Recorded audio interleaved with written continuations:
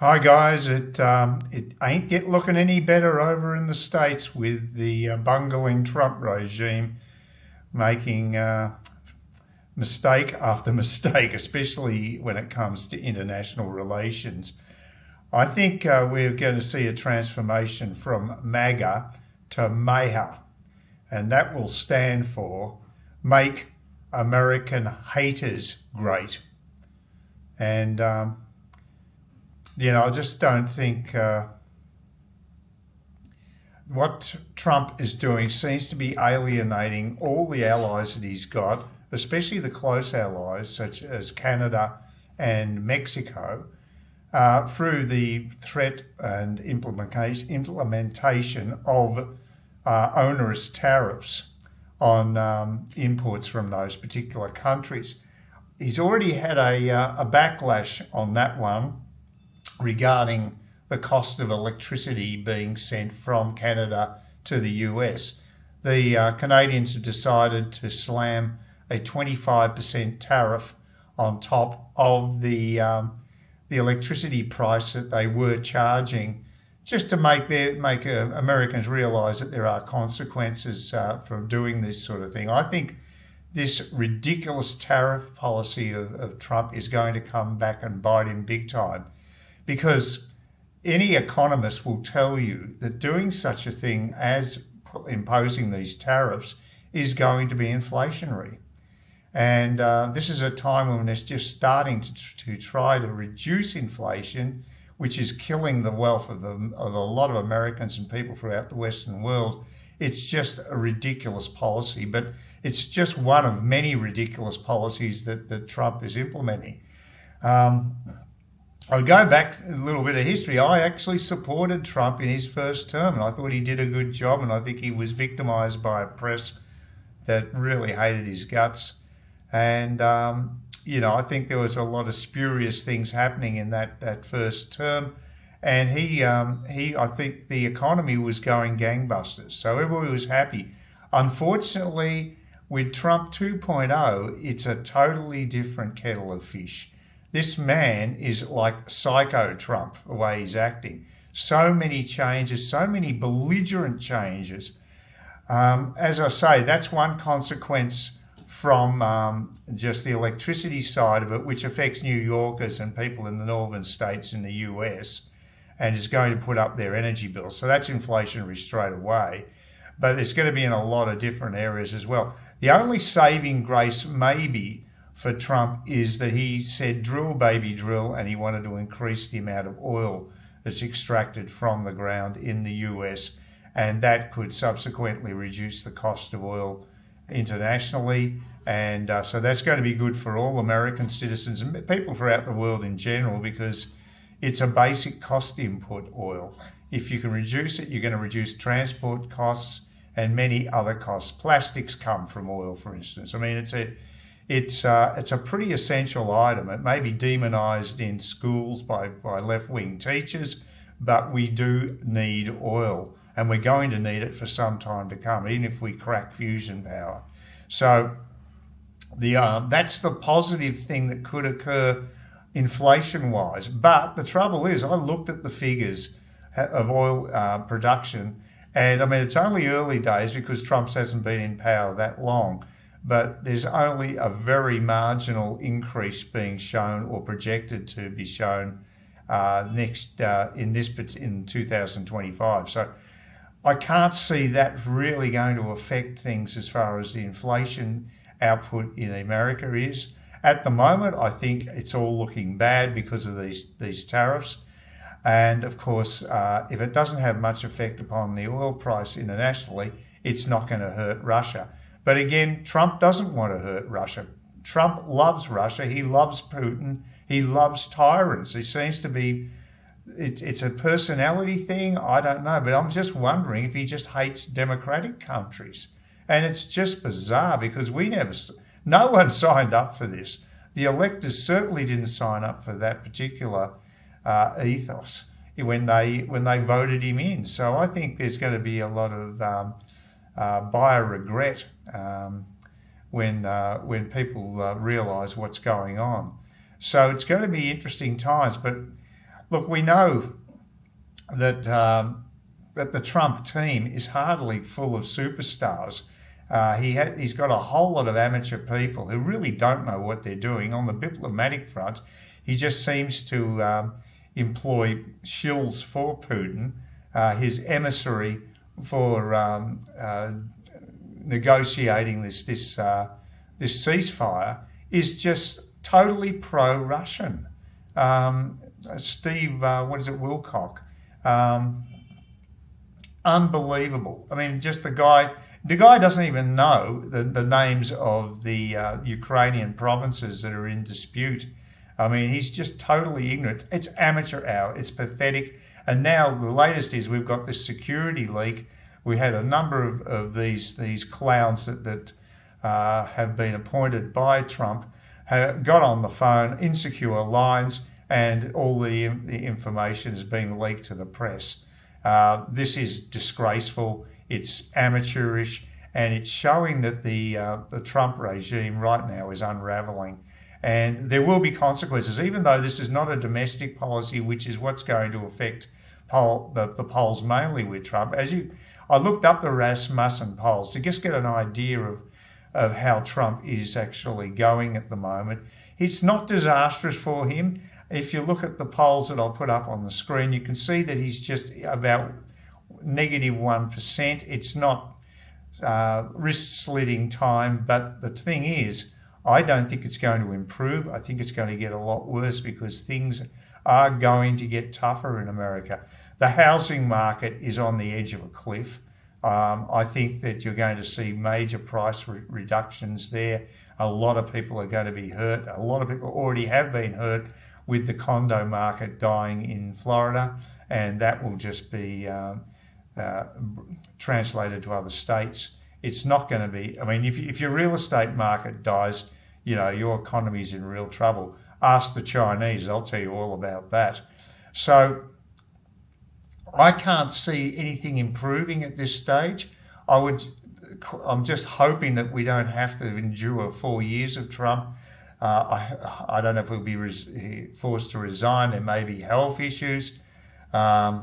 And there are other possibilities too, which I won't go into. I think you know what I'm talking about. But American presidents are vulnerable to lunatics with firearms. I'll just put it to you that way. So, I mean, I doubt whether he'd be forced to resign, but I wouldn't be shedding a tear at this stage, which is amazing because I was totally pro-Trump previously. It's just such a transformation. It's very sad, but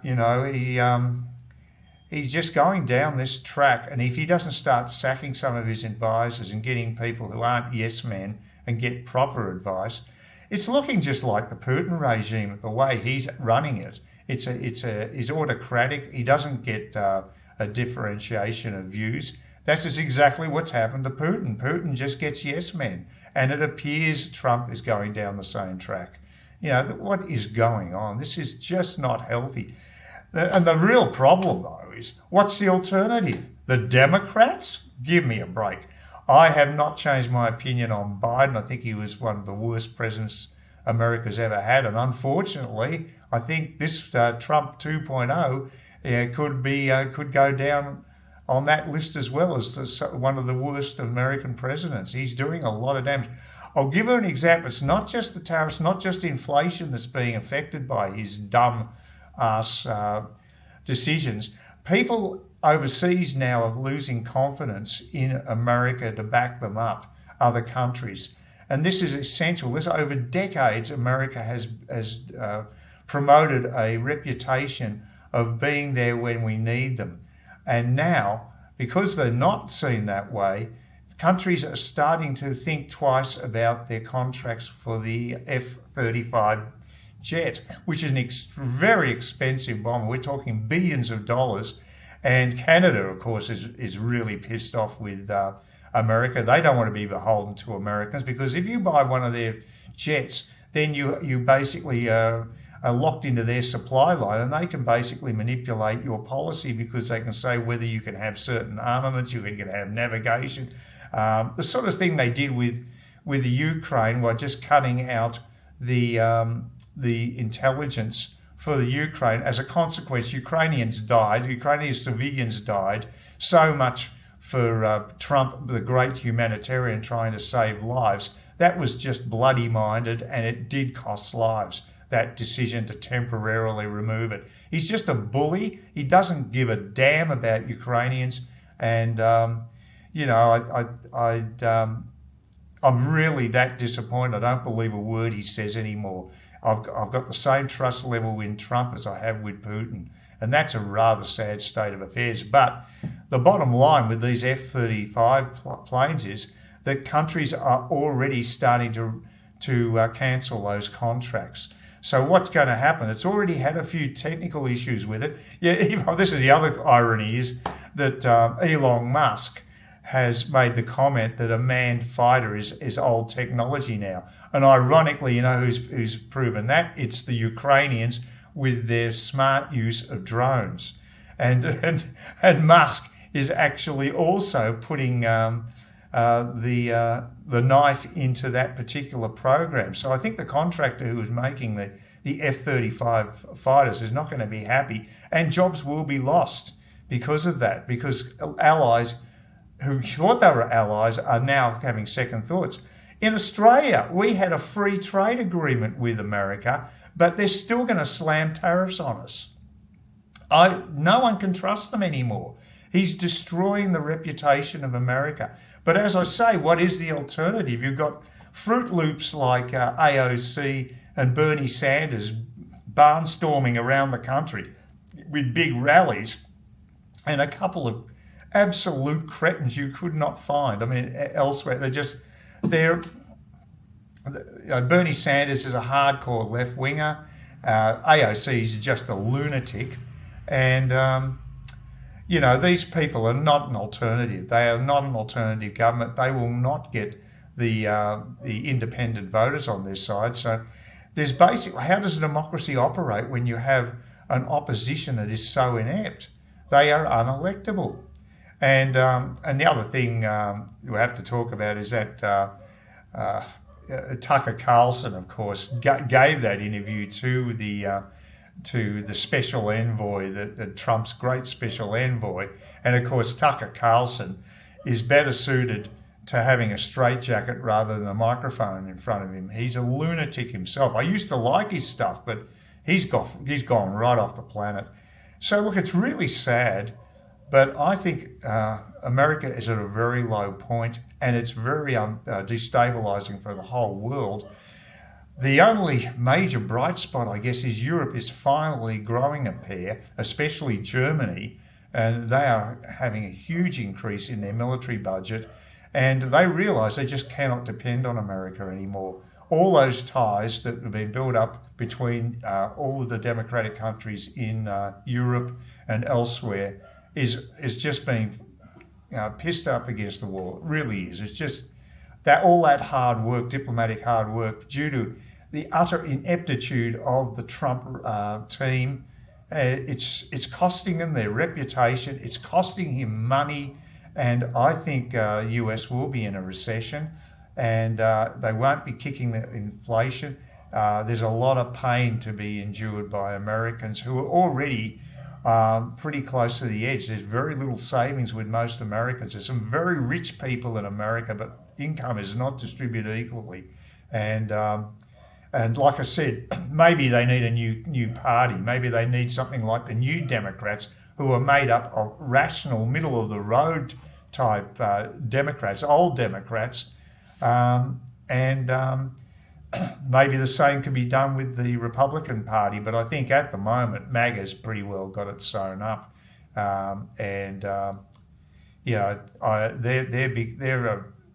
are implementing so many changes. I think the electorate's going to be pretty unhappy about it. The electorate only likes they want some continuity. They don't want all these radical changes. So anyway, look, I hope you enjoyed my commentary here. I'm a very much, even though I live in Australia, I'm a concerned citizen because I live in this world, and I don't want, something happening that's going to trigger that third world war. I mean, no one wins from that. But we're already paying for a third world economic war now. It's already happening. The other thing too is just to talk about the Russian arsenal, the nuclear arsenal, which is the stick that they always wield. Russia has a GDP the size of Spain, yet it has more nuclear missiles to maintain and upgrade than America. America spends $60 billion a year on maintaining their nuclear arsenal. I doubt very much whether the same sort of money is going into Russia. It wouldn't need to, of course, because on a price parity basis, the cost of living in Russia is much lower. The cost of labour is lower, and so it wouldn't cost quite as much. But I bet that their nuclear arsenal is not up to scratch and has not been properly maintained, because you just have to draw a conclusion from looking at the way their military's been prepared. Corruption has eaten away at the military, and they've paid a huge price. Cardboard has been used rather than proper protection, body protection against bullets. That's the sort of corruption that's happened, and their conventional forces have not been maintained properly. I suspect the same is the case with the nuclear arsenal, but you only need a few nukes to work, of course, to basically send us back into the Stone Age. I mean, they've got thousands of warheads that are much larger than what were dropped on Nagasaki and Hiroshima. So, that may all be true, but I mean, I'm sure some of their rockets will take off, some of those missiles will land, and cause total devastation if it came down to that. So that's not really an option. I think basically just got to continue the pressure on Russia. But of course, you have the likes of Trump who's talking about removing sanctions on Russia because he loves Putin and Russia so much. He's a traitor, in my opinion, and maybe should be behind bars for his treachery against the West, because that's how I'm seeing it right now. I know it's a big statement, and boy, have I done a 180 on Trump, because I was a big supporter, but I'm just so disappointed in the way things have panned out, and I can't see it getting any better. I can see a lot of firings taking place with his team. I think he's going to have to clean them out. And I think the popularity levels are going to drop. But time will tell, and politics is very hard to predict. So look, I hope you enjoyed this analysis. It's what I sincerely feel at the moment. You may not agree with it, and that's fine, and put in your comments. Give us a thumbs up if you enjoyed this, and please consider subscribing to the channel. Thank you. There was one other thing about Musk that I wanted to mention. As you know, that he had two recent Starship failures where the actual Starship itself exploded and fell back to Earth. I'm just wondering, I'm going down the Tucker Carlson route here with the conspiracy theories, but I think this one's plausible. Is it possible that Starship was sabotaged by a disgruntled engineer at Starbase? Because we know that Teslas have been vandalised throughout the world, and also the charging stations have been attacked. Is it that big a stretch to think maybe there was sabotage involved with the Starship program? Just putting that one out there. Think about it.